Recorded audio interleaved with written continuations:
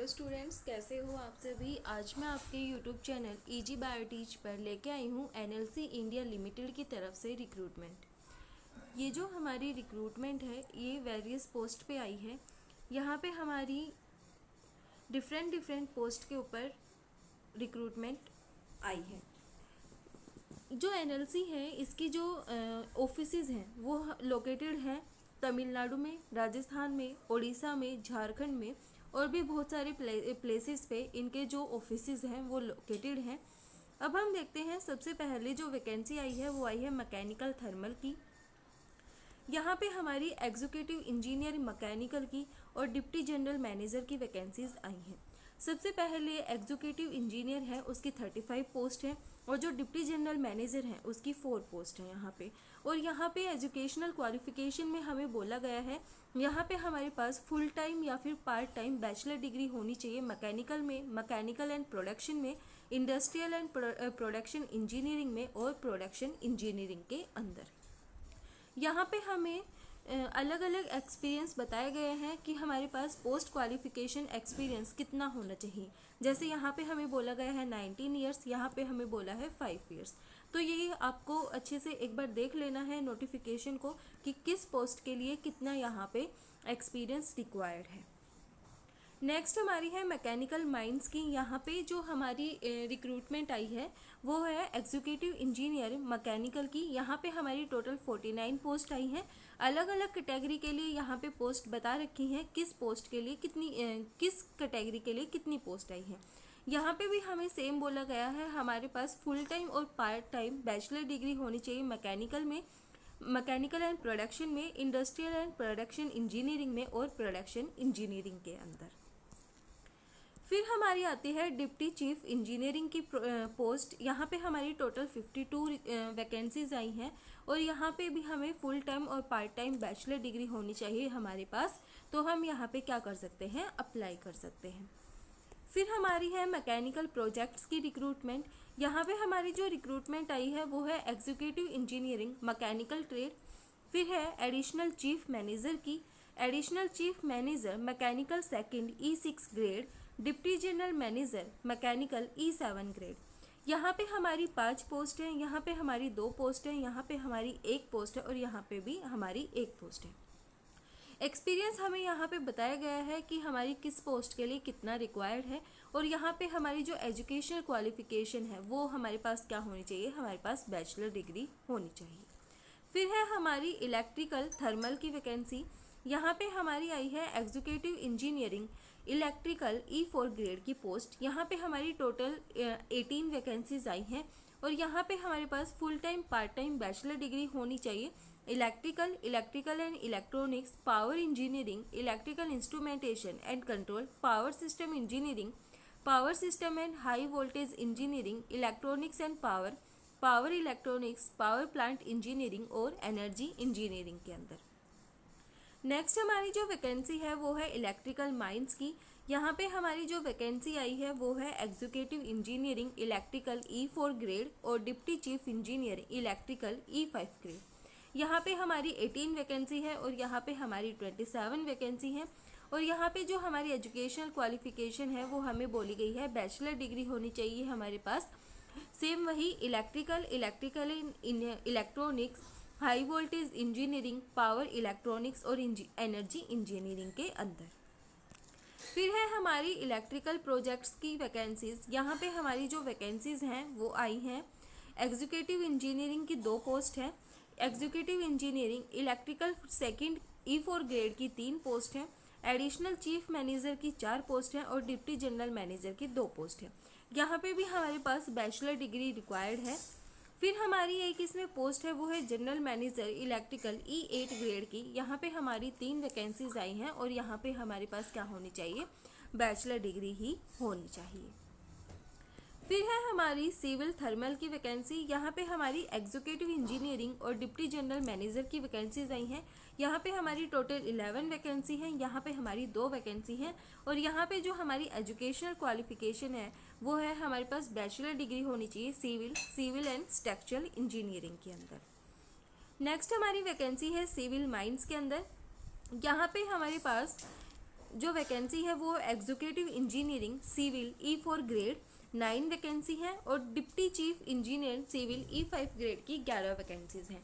यहाँ पे हमारे पास बैचलर डिग्री होनी चाहिए civil and civil structure engineering के अंदर। नेक्स्ट हमारी है सिविल प्रोजेक्ट्स के ऊपर वैकेंसी। यहाँ पे हमें बोला गया है जो executive engineering civil 1 E4 grade है उसकी 7 वैकेंसी है। Executive engineering civil second E4 grade की 3 वैकेंसी है।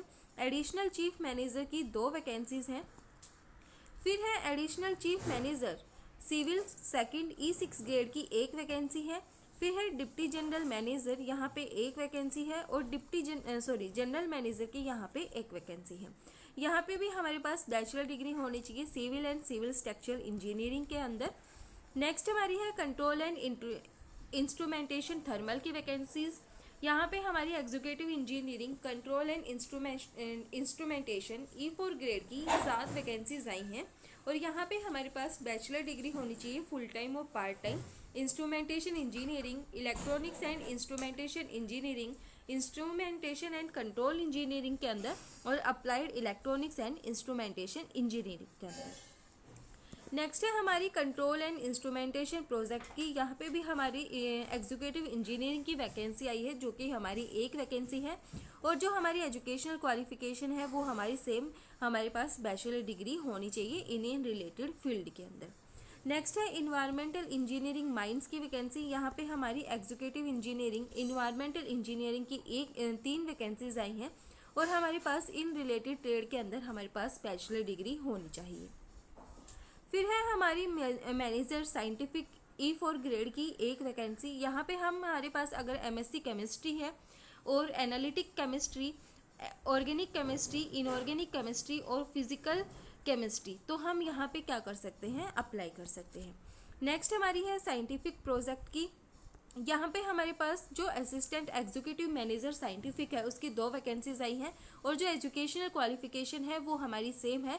यहाँ पे भी हमारे पास MSc होनी चाहिए chemistry, analytical chemistry, organic chemistry, inorganic chemistry और फिजिकल केमिस्ट्री के अंदर। फिर है हमारी जियोलॉजी माइंस की। यहाँ पे जो मैनेजर जियोलॉजी और डिप्टी चीफ मैनेजर की यहाँ पे 3 वैकेंसी है और यहाँ पे 1 वैकेंसी है। हमारे पास फुल टाइम और पार्ट टाइम MTech होनी चाहिए या फिर हमारे पास MSc होनी चाहिए जियोलॉजी और अप्लाइड जियोलॉजी के अंदर। फिर है हमारी MME माइंस की रिक्रूटमेंट। यहाँ पे हमारी 6 वैकेंसीज आई हैं और हमारे पास फुल टाइम और पार्ट टाइम डिग्री होनी चाहिए माइनिंग मशीनरी इंजीनियरिंग के अंदर। फिर है हमारी कमर्शियल की। यहाँ पे हमारे डिप्टी जनरल मैनेजर की वैकेंसीज आई हैं। यहाँ पे 2 वैकेंसीज आई हैं और यहाँ पे हमारी जो एजुकेशनल क्वालिफिकेशन है वो है बैचलर डिग्री होनी चाहिए मैकेनिकल, इलेक्ट्रिकल, सिविल इंजीनियरिंग के अंदर और या फिर हमारे पास CA और ICW है तो भी हम यहाँ पे क्या कर सकते हैं, अप्लाई कर सकते हैं। फिर है हमारी फाइनेंस की। यहाँ पे हमारी जो डिप्टी चीफ मैनेजर हैं उनके लिए 6 वैकेंसीज आई हैं। यहाँ पे हमें बोला गया है जो फाइनल एग्जामिनेशन है institute of chartered accountant of India वो हमारे पास क्या होना चाहिए, क्लियर होना चाहिए। Institute of cost and works accountant of India ICWAI, ICMAI और डिग्री होनी चाहिए हमारे पास in any discipline with MBA 2 year duration के साथ विद स्पेशलाइजेशन इन फाइनेंस। तो हम यहाँ पे क्या कर सकते हैं, अप्लाई कर सकते हैं। उसके बाद हमें यहाँ पे कुछ एडिशनल इन्फॉर्मेशन दी गई है। इसी के अंदर हमारी deputy general manager finance E7 grade की 2 वैकेंसीज हैं और जो जनरल मैनेजर फाइनेंस है उसकी 4 वैकेंसीज हैं। फिर है हमारी सेक्रेटरियल की वैकेंसी। यहाँ पे हमारी 1 वैकेंसी है और यहाँ पे हमारे पास member of the institute of company secretary of India, ये हमारी यहाँ पे एजुकेशनल क्वालिफिकेशन बोली गई है। फिर है हमारी लीगल। यहाँ पे हमारी डिप्टी जनरल मैनेजर की 1 वैकेंसी है। यहाँ पे हमारे पास बैचलर ऑफ लॉ डिग्री होनी चाहिए 3 साल की या फिर 5 साल की और हमारे पास हम एज ए एडवोकेट इनरोल होनी चाहिए किसी भी state bar council of India में। तो हम यहाँ पे क्या कर सकते हैं, अप्लाई कर सकते हैं। फिर है हमारी सिविल सर्विस की। यहाँ पे हमारी 6 वैकेंसीज आई हैं। यहाँ पे बैचलर डिग्री होनी चाहिए सिविल और सिविल स्ट्रक्चर इंजीनियरिंग के अंदर। फिर है ह्यूमन रिसोर्सेज की। यहाँ पे जो manager HR community development E4 grade की वैकेंसी आई है। मेडिकल ऑफिसर की वैकेंसीज हैं। यहाँ पे जो हमारी एजुकेशनल क्वालिफिकेशन बोली गई है, डिग्री होनी चाहिए any discipline and A post graduate degree, post graduate diploma in 2 years full time duration किसी भी रिकॉग्नाइज्ड यूनिवर्सिटी से, इंस्टीट्यूट से हमारे पास होना चाहिए in community development, rural development, community organisation and development के अंदर। या फिर हमारे पास पोस्ट ग्रेजुएट डिग्री होनी चाहिए 2 साल की full time duration in social work with specialisation in community development, rural development, community organisation and development practices के अंदर। अब जो मेडिकल ऑफिसर है उसकी हमारे पास यहाँ पे 10 वैकेंसीज आई हैं। रेडियोलॉजी की 1 है, ऑर्थोपेडिक्स की 2 हैं, जनरल सर्जरी की 2 हैं, जनरल मेडिसिन और इमरजेंसी मेडिसिन की यहाँ पे 5 वैकेंसीज हैं। यहाँ पे हमें कैटेगरी वाइज वैकेंसीज बताई गई हैं। यहाँ पे हमें हर एक फील्ड की अलग अलग जो हमारी एजुकेशनल क्वालिफिकेशन है वो बताई गई है कि हमारे पास DNB होनी चाहिए, MBBS होनी चाहिए या फिर हमारे पास MD होनी चाहिए। यहाँ पे हमें कंप्लीट डिटेल्स यहाँ पे बताई गई हैं। वीडियो ज़्यादा लंबा ना हो जाए इसलिए हम इसको बिल्कुल शॉर्ट में देखते चल रहे हैं जो हमारे लिए ज़रूरी है। उसके बाद हमें यहाँ पे एज लिमिट बताई गई है। जो E8 ग्रेड की पोस्ट है उसके लिए UR EWS कैटेगरी के लिए 54 साल बोला गया है, OBC के लिए 57 साल, SC के लिए 58 साल और ST के लिए 58 साल। यहाँ पे हमें सभी जो पोस्ट हैं उनके लिए एज लिमिट्स हमारी बताई गई हैं। फिर यहाँ पे हमारा जो पे स्केल है हमें वो डिटेल में बताया गया है। अब हम देखते हैं हमारी जो ऑनलाइन एप्लीकेशन फॉर्म है वो कब से जो एप्लीकेशन फॉर्म है हमारा वो कब से शुरू हुआ है और उसकी लास्ट डेट क्या रहने वाली है। अब हमारा सबसे पहले हम देखते हैं पेमेंट ऑफ एप्लीकेशन फ़ीस। तो यहाँ पे जो हमारी UR EWS और OBC कैटेगरी है उसके लिए यहाँ पे 854 रुपये रहने वाली है फ़ीस, और जो SC ST PWBD और एक्स सर्विसमैन कैटेगरी हैं उनके लिए यहाँ पे 354 रुपये फ़ीस रहने वाली है। यहाँ पे हमें डॉक्यूमेंट्स बताए गए हैं। हमारे पास हमारा बर्थ प्रूफ होना चाहिए, आधार कार्ड होना चाहिए। उसके बाद हमारी जो प्रोविजनल सर्टिफिकेट्स हैं हमारे पास वो सभी होनी चाहिए। मार्कशीट होनी चाहिए हर एक सेमेस्टर की हमारे पास। अब हम देखते हैं, अब हमारा जो ऑनलाइन रजिस्ट्रेशन एप्लीकेशन फॉर्म है वो हमारा शुरू होगा 18 नवंबर 2024 से, और जो हमारा क्लोजिंग डेट है ऑनलाइन रजिस्ट्रेशन का वो है 17 दिसंबर। यहाँ पे हम 17 दिसंबर तक 5 बजे तक अप्लाई कर सकते हैं, उसके बाद हम यहाँ पे अप्लाई नहीं कर सकते। और जो लास्ट डेट है फ़ीस पे करने की वो है हमारी 17 दिसंबर और 11:45 तक हम यहाँ पे जो फ़ीस है उसको अप्लाई कर सकते हैं। Last date for online submission of application for candidate who have already registered and paid fees within time limit, date and time, उनके लिए यहाँ पे जो 18 दिसंबर है वो लास्ट डेट रहने वाली है। वीडियो पसंद आए तो लाइक शेयर एंड सब्सक्राइब जरूर करना। Thank you.